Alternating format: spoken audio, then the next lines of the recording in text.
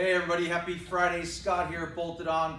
The kit of the week is a kit we built for Troy Lee, and he's having a company called Action Vehicle Engineering build his new Sprinter for him. We built him our 3-bike Shorty Pro Twist Kit, which works for bicycles and dirt bikes. And with bicycles, all you do is use the hoop, no tie downs. And with motos, you're gonna wanna use tie downs. We also are supplying them with our new quick ties and our new gear pull.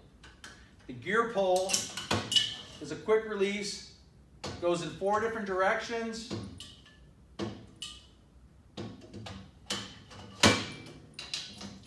And you can pull it out when you're not using it.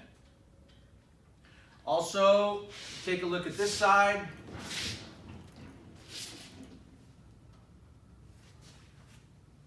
And how the hoops work is you bring this up over the tire, clamp down, lock it, put your safety strap on. You're good to go. Thanks again for watching.